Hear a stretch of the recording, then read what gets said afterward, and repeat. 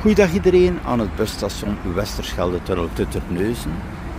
Dat is hier het centraal busstation. Als je komt uit Hulst of Dorpen moet je dus eerst naar hier om je overstap te nemen, bijvoorbeeld naar Oostburg, naar Middelburg, ook de verbinding voor Goes en andere bestemmingen.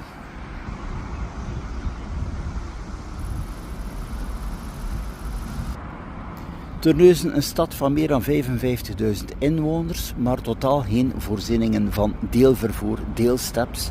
Je hebt hier dus wel hier die fietsenstalling, ook geen horecapunt, dus het is bijzonder mager. Dat is al jaren dat men spreekt van veranderingen, maar bon, het is er nog altijd niet. En dit busstation is ook op 2 kilometer van het centrum van Terneuzen. Dus dan kom je hier en moet je wachten op je bus 1 maal per uur. Je hebt geen mogelijkheid om een deelfiets te nemen en te zeggen van ik ga nu met die deelfiets of deelstep naar het centrum. Zo de lijn 10 1 maal per uur.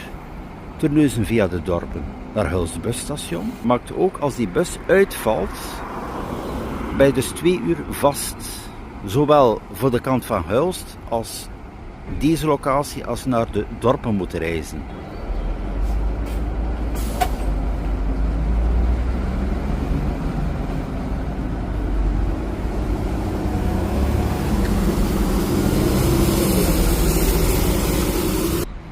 Stel nu dat ik mijn bus gemist heb, ik moet terug 58 minuten wachten op de volgende, dus meer bepaald een uur.